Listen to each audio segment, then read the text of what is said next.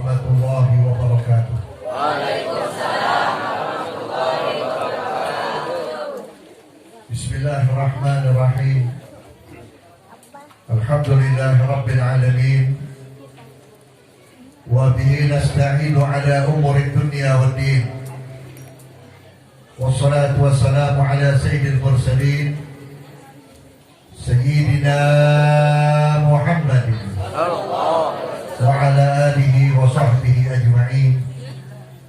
Allahumma salli ala nuril anwar wa siril asrar wa tiryakil aghyar wa miftahi babil yasar Sayyidina Muhammadin al-Mukhtar wa alihi al-adhar wa ashabihi al-akhyar adada ni'amillahi wa ifdalih. Yang saya hormati dan yang saya muliakan, orang tua kita, guru kita, selaku pimpinan Pondok Pesantren An-Nasiriyah, beserta keluarga besar dan segenap guru dan para santri yang sama-sama kita hormati dan mudah-mudahan dimuliakan oleh Allah Subhanahu wa Ta'ala. Alhamdulillah, pada hari ini kita dipertemukan oleh Allah di tempat yang sangat diridhoi oleh Allah, yaitu di pondok pesantren, di mana anak-anak kita mengenal Allah lewat pondok pesantren, anak-anak kita mengenal Rasulullah lewat pondok pesantren. Maka tempat inilah tempat yang diridhoi oleh Allah dan para malaikatnya. Kebetulan hari ini kita memperingati Isra wal Mi'raj, sekaligus menyambut datangnya bulan suci Ramadan. Dengan Isra wal Mi'raj kita bisa ambil pelajaran dan kita bisa tahu bahwa Nabi kita Muhammad Nabi yang paling mulia, Nabi yang paling istimewa. Tidak ada Nabi dan Rasul pun yang pernah diperjalankan oleh Allah untuk melalui Masjidil Haram sampai ke Masjidil Aqsa dan ke Sidratil Muntaha berakhir bertemu dengan Allah kecuali Nabi Muhammad. Untuk apa Allah Ta'ala mengundang Nabi Muhammad? Pertama, Allah membuktikan bahwa Nabi Muhammad adalah manusia yang paling diistimewakan oleh Allah. Malaikat Jibril pun tidak pernah bertemu dengan Allah, tidak bisa langsung berhadapan dengan Allah kecuali Nabi kita Muhammad Sallallahu Alaihi Wasallam. Akan tetapi di dalam perjalanan Isra wal Mi'raj Nabi Muhammad banyak pelajaran.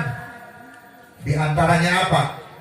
Sebelum Nabi diberangkatkan, Nabi diisi hatinya oleh Allah dengan kebersihan hati. Bukan Nabi dibelek, dikeluarin kotoran. Nabi nggak kotor. Ya, jangan punya prasangka bahwa Nabi Muhammad dibelek, dikeluarin kotor. Tidak. Nabi Muhammad hatinya bersih. Zadhu tuhran ala tuhrin. Hatinya suci, bersih, ditambah kebersihan. Kenapa hati Nabi Muhammad yang bersih masih ditambahkan kebersihan? Ini pelajaran untuk kita umatnya. Kalau Nabi hatinya bersih, masih ditambahkan kebersihan, bagaimana dengan kita? Maaf yang kadang-kadang kita ada sifat iri, ada sifat sombong, ada sifat ria, ada sifat ujub. Sifat-sifat seperti inilah yang menyebabkan kita nggak bisa ketemu Allah. Bagaimana orang bisa ketemu Allah walaupun ahli sholat kalau dalam hatinya ada ujub, ada ria, ada hasud, atau ada sombong, merasa dirinya paling hebat. Maka oleh karena itu dicontohkan oleh Allah, Nabi begitu bersih dan suci hatinya, masih ditambahkan kesucian oleh Allah Subhanahu wa Ta'ala. Kemudian Nabi Muhammad ditambahkan iman, padahal imannya Nabi Muhammad paling kuat. Imannya Rasulullah paling hebat. Kalau Nabi Muhammad imannya nggak paling hebat, nggak bakal bisa ketemu dengan Allah. Malaikat Jibril saja mau melangkah satu langkah, kata Allah berhenti. Kalau kamu melangkah, kamu akan kebakar. Artinya apa? Imannya Nabi Muhammad, keyakinannya Nabi Muhammad lebih tinggi daripada malaikat Jibril. Nah, ini pelajaran buat kita. Kok imannya Nabi yang begitu banyak dan kuat, kenapa masih ditambah? Ini pelajaran buat kita. Apalagi kita umatnya yang kadang-kadang pagi imannya naik, malam turun. Di majlis taklim alhamdulillah didengungkan ayat Quran, dibacakan ayat Quran, dibacakan sholawat, tambah iman kita. Mungkin nanti kalau sampai di rumah imannya turun. Apalagi begitu pulang ada sinetron, begitu pulang ada berita-berita gosip, begitu pulang lihat macam-macam, imannya turun. Terlebih-lebih kita hidup di akhir zaman ini. Nabi Muhammad SAW 15 abad yang lalu sudah memberitahu kepada kita. Apa kata Nabi? Badiru bi'amali sholihah satakunu fitnatun kagid'il lail mudlim yusbihu rajulan mu'minan wa yumsi kafiran wa yumsi mu'minan wa yusbihu kafiran wa yabi'u dinahu bi'aradin minad dunya. Ayo cepat-cepat kata Nabi Muhammad, kembali kepada Allah. Yang belum tobat, ayo tobat. Yang belum ibadah, ayo ibadah. Yang belum minta maaf sama orang tua, minta maaf sama orang tua. Yang belum akur sama tetangga, ayo akur. Yang penting kita berbuat baik cepat-cepat kata Nabi Muhammad. Kenapa? Sebentar lagi kita akan mendapatkan fitnah yang paling besar. Fitnah yang paling besar ini diumpamakan seperti gelapnya malam. Kalau di Sukabumi nanti malam mati lampu, padam lampunya, masih ada sinarnya bintang, masih ada sinar dari motor. Tapi yang dimaksud oleh Nabi, gelap di sini, gelap manusia sudah tidak bisa melihat kebenaran. Kebenaran dihancurkan, yang batil ditingkatkan. Terakhir kata Nabi apa? Wa yabi'u dinahu bi'aradin minad dunya. Banyak orang menjual agamanya demi dunia. Sekarang coba saudara-saudara, siapa yang dipengaruhi oleh Yahudi? Siapa yang dipengaruhi oleh Majusi? Siapa yang dipengaruhi oleh Nasrani untuk merusak umat Islam Indonesia? Bukan orang bodoh, orang pintar. Orang yang punya gelar ulama, rela dia punya ormas dimasukin ajaran-ajaran Yahudi. Mohon maaf saudara-saudara, sekarang di Indonesia ini udah macam-macam. Ada INUS, ya, Islam Nusantara. Islam belakangnya siapa? Yahudi. Ada JIL, Jaringan Iblis Linglung. Belakangnya siapa? Yahudi juga. Ada apa lagi? Sekarang juga ada INUL, Islam NU liberal. Macam-macam, semuanya Yahudi. Dan semuanya wajib mengatakan semua agama sama. Saudara-saudara, Allah tidak menciptakan agama yang lain kecuali Islam.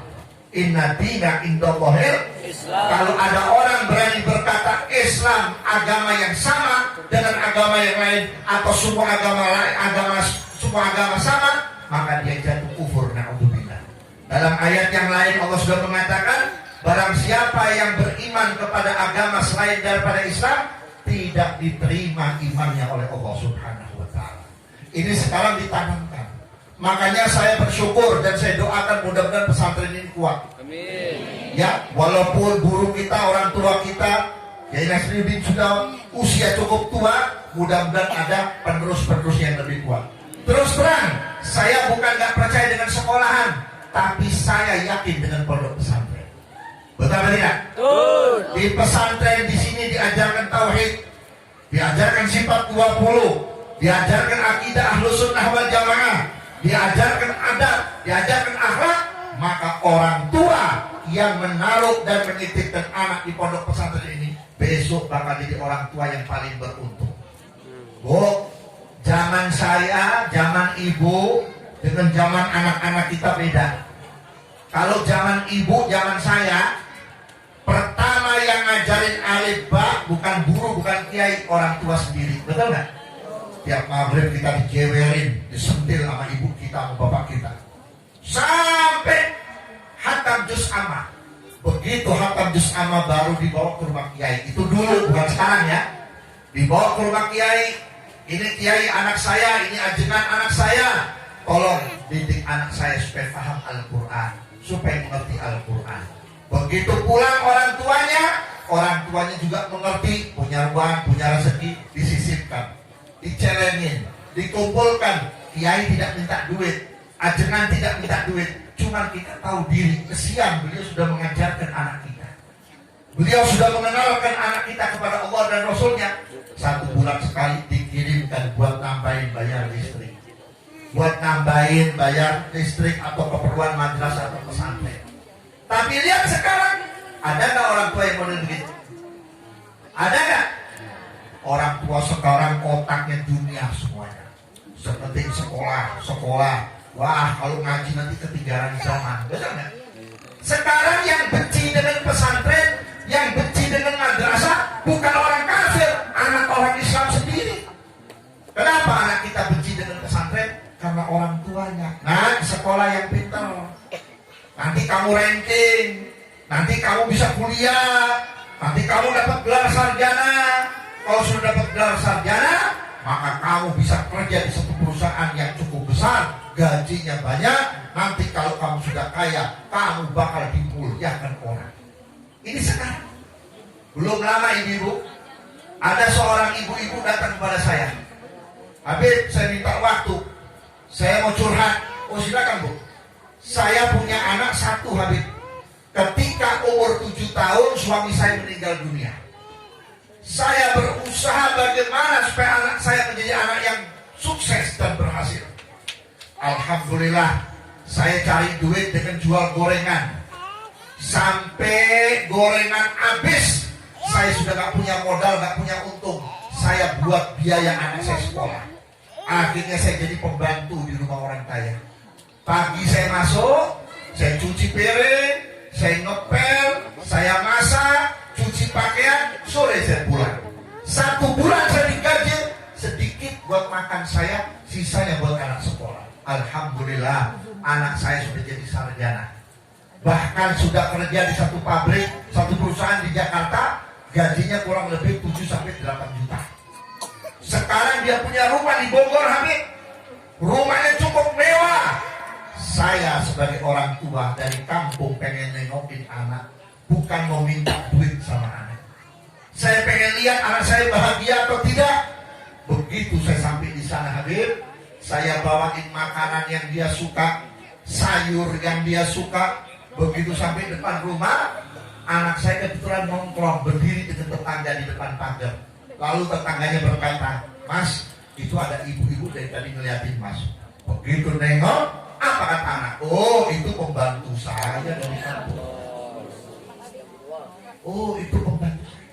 Nangis saya gak kuat, Habib. Saya belum mendapatkan satu kenikmatan dari hasil perjuangan saya terhadap anak saya. Saya sudah disebut pembantu. Akhirnya saya jawab, Bu, mohon maaf sebelumnya.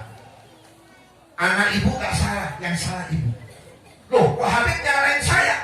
Kalau ibu punya anak dibawa ke madrasah, dibawa ke pondok pesantren, dikenalkan para ulama, para ajengan, dikenalkan ajaran Islam, mau jadi apapun gak bakalan sombong. Coba tanya santri, kalau ada santri di sini jadi miliarder, besok-besok sombong, saya yakin itu bukan santri. Kenapa? Karena di pondok pesantren selalu dikenalkan bagaimana akhlaknya Nabi Muhammad, bagaimana sifatnya Nabi Muhammad. Hebat luar biasa. Gak ada orang ganteng seperti Nabi Muhammad. Kalau Nabi Yusuf cakep, itu baru setetes nur Nabi Muhammad. Gantengnya Nabi Muhammad tidak pernah Allah ciptakan untuk makhluk yang lain, khusus Nabi Muhammad. Tapi Nabi Muhammad tidak pernah merasa sok ganteng. Gak ada orang yang ibadah sehebat Nabi Muhammad. Sampai malaikat pun setiap Nabi rukuk ngintip dari atas. Oh, rukuknya Nabi Muhammad. Oh, sujudnya Nabi Muhammad. Tapi Nabi Muhammad tidak pernah mengatakan, aku paling hebat dalam ibadah. Nabi Muhammad tidak ada dosanya, maksum, disucikan oleh Allah, difilter oleh Allah. Tapi Nabi Muhammad gak pernah ngaku orang suci. 1 hari dan 1 malam, tidak kurang 100 kali Rasulullah bertobat kepada Allah. Sampai Nabi berseru menganjurkan dalam ucapannya, ayuhan nas, tubu ilallah, fa inni atubu ilallah fil yawmi atamarrah. Sekalian manusia, tobatlah kamu kepada Allah. Sesungguhnya aku dalam 1 hari tidak kurang 100 kali aku bertobat kepada Allah. Pertanyaan kita, apa sih dosanya Nabi Muhammad? Barangkali ada yang tahu apa sih kesalahan Nabi Muhammad? Nabi Muhammad tuh pernah dicari kesalahannya sama orang Yahudi. Sedikit tidak ada sampai orang Yahudi masuk Islam. Tidak ada kesalahan.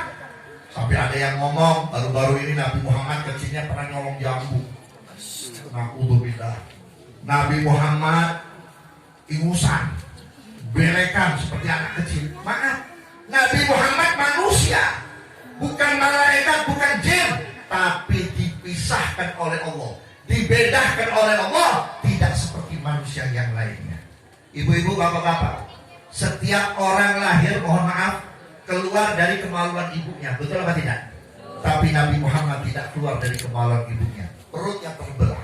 Makanya awal adanya sesar itu Nabi Muhammad terbelah, tidak mengeluarkan air ketuban, tidak mengeluarkan darah, tidak mengeluarkan bau amis, bahkan cahaya yang keluar dari perutnya Siti Aminah sampai menembus ke tembok, dan para malaikat pun berdiri pada waktu itu mengucapkan kalimat Subhanallah, Alhamdulillah, wa la ilaha illallah, wallahu akbar. Kenapa? Lahirnya Nabi Muhammad tidak seperti lahirnya orang biasa.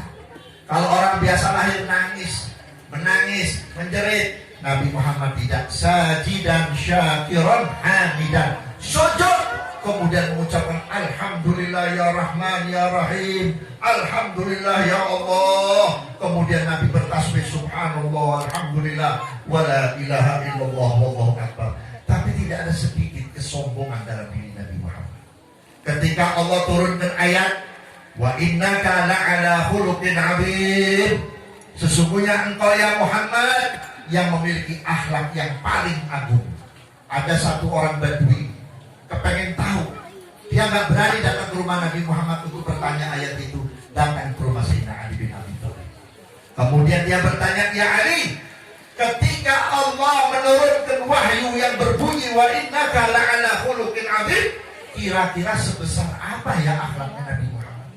Kata Sayyidina Ali, kalau antum pengen tahu akhlaknya Nabi yang sangat besar, pengen tahu besar akhlaknya Rasulullah, gede akhlaknya Rasulullah, coba kamu keluar dari rumah saya. Kebetulan di depan rumah Sayyidina Ali ada padang pasir. Kamu meterin tuh padang pasir, lebarnya berapa, panjangnya berapa. Setelah itu kamu ambil pasirnya, hitung berapa butir yang ada di lautan pasir. Orang itu langsung berkata, saya nggak sanggup ya Ali. Mana mungkin aku bisa meterin lautan pasir, dan mana mungkin aku bisa menghitung butiran pasir yang ada di lautan pasir. Tapi kalau begitu tolong beritahukan kepada saya, di antara akhlaknya Nabi Muhammad yang paling hebat, yang paling top, apa? Dijawab oleh Sayyidina Ali, at-tawadhu, merendah. Merendah, tidak merasa punya, tidak merasa hebat, tidak merasa punya satu kedudukan di hadapan Allah. Ketika Nabi Muhammad SAW nginep di rumahnya Siti Fatimah, ketika nginep, maklum rumah Siti Fatimah kecil, kamarnya cuma satu. Terpaksa Nabi Muhammad tidur di ruang tamu sambil menghampar sorbannya. Tengah malam Nabi Muhammad sujud, terdengar tangisan. Siti Fatimah bangun dari tempat tidurnya. Ada apa yang tangisan? Kok tangisannya sangat mendalam begini? Diintip oleh Siti Fatimah.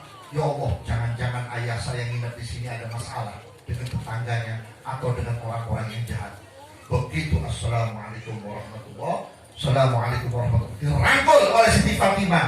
Wahai ayah, tolong katakan kepada putrimu, ada apa kira-kira kok ayah sampai menangis seperti ini? Gak ada apa-apa ya Fatimah. Ayah gak usah nutup-nutupin, biar aku perempuan, aku siap membela ayah.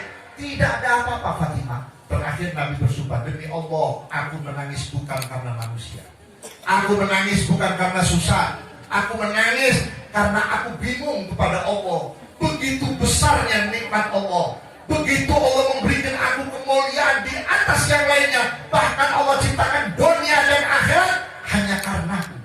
Allah ciptakan alam semesta hanya karenaku. Sekarang apa balasanku kepada Allah? Apakah sholatku sudah cukup membalas kebaikan Allah? Sehingga Nabi mengatakan, ma'abadallah ya Fatimah, aku belum bisa ibadah kepada Allah. Kira-kira ada gak orang yang ibadahnya lebih dari Nabi Muhammad? Ada gak orang yang sholatnya lebih dari Nabi Muhammad? Ada gak orang yang tahajudnya sama dengan Nabi Muhammad. Kita lihat Sayyidina Syekh Abdul Qadir Jilani 500 rakaat tahajudnya. Ali Zainal Abidin, Imam Ali Zainal Abidin cucunya 1000 rakaat. Mungkin Nabi Muhammad lebih daripada itu. Betapa khusyuknya Nabi Muhammad kepada Allah. Dan Nabi Muhammad, ibu-ibu, sistem sedekahnya, kondisi sedekahnya nggak seperti kita. Kita sedekah kalau ada uang lebih, betul atau tidak? Tapi kalau nggak punya duit, nggak mungkin kita sedekah lewat makanan. Tapi Nabi lain, ketika nggak punya duit, ya sudah nggak makan berapa hari sampai Nabi puasa karena nggak ada yang dimakan. Walaupun sahabat Nabi kaya, Nabi nggak pernah minta sumbangan atau minta bantuan. Terpaksa Nabi Muhammad puasa. Begitu puasa cuma punya 3 kurma, 3 butir kurma.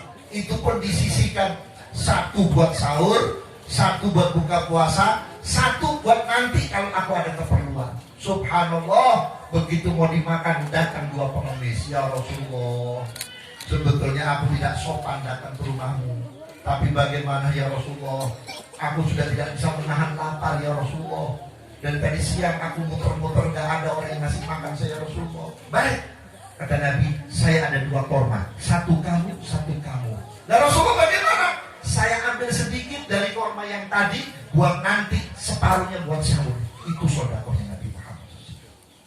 Maka oleh karena itu saudara-saudara, gak ada ceritanya santri kurang ajar, itu tidak ada. Gak ada yang namanya santri durhaka kepada orang tua, gak ada. Walaupun ibunya bukan santri, bapaknya bukan santri, walaupun sang anak tahu bapaknya kurang ilmu, tapi dia tidak merasa bahwa aku lebih pintar dari abahku, lebih pintar dari ibu. Kenapa? Ada didikan-didikan Nabi Muhammad yang diterapkan di pondok pesantren. Maka oleh karena itu, jangan pernah merasa takut kalau punya anak jadi santri, ibu-ibu. Di Indonesia ini, ibu-ibu, yang berkah, yang nasibnya bagus cuma ulama dan santri. Punten. Banyak orang pintar di Indonesia, profesor, dokter, nggak laku. Yang laku yang goblok-goblok. Tapi alhamdulillah yang namanya ajengan, kiai, ulama, pendakwah, dari mulai zaman Belanda sampai sudah 70 tahun merdeka, tetap berjuang lewat pondok pesantren. Yang kedua, ibu nanti, bapak nanti kalau meninggal dunia, yang perhatian sama kita di dalam kubur hanya anak yang soleh. Betul? Betul atau tidak? Amal kita berapa? Sedekah kita berapa? Kebaikan kita berapa? Tanpa dorongan daripada anak yang soleh, kita disiksa di dalam kubur. Begitu anaknya masuk ke kamar mandi atau mau ke tempat air, mau ambil wudhu, sudah pahalanya sudah sampai kepada orang. Baru takbiratul ihram sampai pahalanya kepada orang tua. Baru baca suratul Fatihah sampai pahalanya ke orang tua. Sampai Nabi sendiri menyatakan mala ainun ra'at wala udhunun sami'at wala khatar ala qalbin bashar. Mataku tidak bisa membayangkan nikmatnya orang yang dapat pahala di dalam kubur. Kupingku tidak bisa meraba betapa merdunya lagu-lagu surga yang diberikan oleh Allah kepada orang yang mendapat pahala di dalam kubur. Hatiku tidak bisa membayangkan betapa dahsyatnya kenikmatan Allah yang Allah berikan kepada orang tua yang mendapat kiriman pahala dari anaknya. Bagaimana kalau ada orang tua meninggal dunia, anaknya belum bisa sholat? Bagaimana kalau ada orang tua meninggal dunia, anaknya sudah dewasa, belum bisa baca Quran? Bagaimana nasibnya orang tua kalau meninggal dunia, anak gadisnya maaf jadi orang gak benar? Azab begitu mayit masuk ke dalam liang lahat, azab Allah turun gara-gara anak yang durhaka, anak-anak yang tidak tahu. Ibu-ibu, waktu Nabi Muhammad disuruh oleh malaikat melihat Siratal Mustaqim, rambut yang terbelah 7. Nabi lihat di ujung dekat surga ada rombongan ibu-ibu, bapak-bapak yang ibadahnya luar biasa, tapi gak bisa masuk surga. Mau masuk tinggal sejengkal, ditarik kakinya sama orang yang dibawa neraka. Tangannya panjang, tarik, gak bisa masuk. Nabi bertanya, ya Jibril, itu yang narik-narik itu siapa? Anaknya yang sampai mati belum bisa sholat. Anaknya yang sampai mati belum bisa baca Quran. Anaknya yang mati dalam keadaan syu'ul khatimah. Anaknya yang mati dalam keadaan maksiat. Si anak berkata, ya Allah, ini ibuku, ini bapakku ya Allah, tidak pantas masuk surga ya Allah. Dia sholat sendiri, dia ngaji sendiri, dia belajar sendiri, dia kenal engkau sendiri. Aku tidak dikenalkan ya Allah, sampai aku mati dalam keadaan tidak punya iman Islam. Masukkan emak bapakku ke dalam neraka bersama aku ya Allah. Masya Allah. Kita udah diperingati oleh Allah. Dalam Quran Allah sudah mengingatkan, yang ayatnya sering dibaca oleh korik-korik kita, ku anfusakum wa ahlikum nar, selamatkan dirimu dan keluargamu daripada siksaan api neraka. Bagaimana caranya kita menyelamatkan anak dan keluarga kita dari siksaan api neraka? Kata Sayyidina Abdullah bin Abbas, cukup dua. Adibuhum wa faqihuhum. Mau selamat anak kita, mau selamat istri kita, mau selamat keturunan kita, pertama ajarkan akhlaknya Nabi Muhammad. Bagaimana akhlaknya Nabi Muhammad? Keluar masuk mengucapkan salam. Tidak ada ceritanya Nabi Muhammad ribut sama tetangga. Gak ada Nabi Muhammad menghina orang miskin. Gak ada Nabi Muhammad membeda-bedakan si kaya dan si miskin. Yang kedua, tanamkan pengertian agama kepada anak. Habib, saya bukan ustazah, saya bukan guru ngaji, saya bukan ajengan. Betul? Alhamdulillah, di sini ada pondok pesantren, di sini ada kiai, di sini ada ajengan. Ajengan punten anak saya. Daripada nanti di akhirat saya dituntut, dijeburkan masuk ke dalam neraka, tolong selamatkan anak saya, yang mana anak saya nanti bakal menyelamatkan kita di akhir. Ibu-ibu, nanti anak kita begitu keluar dari kubur, ya, begitu keluar dari kubur di padang mahsyar, menjerit lihat bapak dan ibunya dijemur di atas matahari. Jaraknya berapa, Bu? Nempel sama kulit, naudzubillah. Nempel sama kulit itu matahari. Lalu anaknya melihat bapaknya menangis, menjerit, berteriak-teriak, begitu pula ibunya. Lalu si anak berkata, ya Allah, kalau ada amalku yang kau terima ya Allah, walaupun sedikit ya Allah, berikan kepada bapak dan ibuku. Yang penting bapak ibuku jangan sampai disengat oleh matahari yang begitu panas. Apa kata Allah? Hei hambaku, asal kau ikhlas dalam beramal, aku masukkan ibu bapakmu ke dalam surga. Karena ibumu yang nganterin kamu ke pesantren, karena bapakmu yang mengenalkan kamu kepada guru, sehingga kamu kenal Islam, kenal Allah, kenal agama, sebab jasa orang tuamu. Sekarang pertanyaan kita, bagaimana kalau orang tuanya nggak nganterin ke pesantren? Bagaimana orang tuanya nggak nganterin ke madrasah? Walaupun anaknya soleh, baik, tetap orang tua akan dituntut nanti di hadapan Allah Subhanahu wa Ta'ala. Maka oleh karena itulah, saya hanya menyampaikan, mudah-mudahan ini menjadi tanaman di dalam hati kita. Ya, tidak ada pelajaran yang paling hebat, tidak ada sekolahan yang paling istimewa, di mana sekolah itu di dalamnya diajarkan bagaimana mengenal Nabi Muhammad SAW. Gak ada peradaban seperti peradaban Nabi Muhammad. Ibu-ibu mau tahu Australia? Australia itu bukan negara Islam, mayoritas Kristen dan Yahudi. Tapi di sana peradaban Nabi Muhammad dipakai. Nabi Muhammad nganjurin gak menghormati tetangga? Nyuruh gak? Sampai Nabi mengatakan, man kana yu'min billahi wal yawmil akhir fal yukrim jarahu. Siapa yang merasa beriman kepada Allah dan hari kiamat, muliakan tetangga, hormati tetangga, jangan diganggu tetangga. Betul gak? Itu di Australia, Bu. Jam 5 sore, masih sore belum waktunya maghrib kalau di kampung kita. Ada orang ngetok aku, duk, 5 menit polisi datang, ditangkap. Kenapa? Kamu sudah mengganggu ketenangan tetangga yang sedang kumpul dengan keluarga. Coba di kita, jam 10 malam naik motor, ya, knalpotnya dikencengin, weng. Begitu ditegur, apa jatah? Ya kampung aing, motor aing, urusan apa lu? Betul nggak? Kita yang negor, kita diajak berantem. Mana akhlaknya Nabi Muhammad? Ternyata orang kafir banyak yang pakai akhlaknya Nabi Muhammad, pakai aturannya Nabi Muhammad. Walaupun negara kafir, Tapi kalau masih memakai akhlak Nabi Muhammad, berkah. Kenapa Ben? Amerika kok berkah? Kok makmur, tidak seperti di Indonesia yang mayoritas umat Islam? Kenapa di Australia maju berkah? Kok tidak seperti di Indonesia mayoritas umat Islam? Karena di negara mereka pakai ajaran Nabi Muhammad, walaupun mereka tidak beriman kepada Allah. Tapi di Indonesia walaupun beriman kepada Allah, tidak pakai akhlak Nabi Muhammad. Apa yang gak ada? Kemarin rame, presiden akan melegalkan minuman keras. Coba.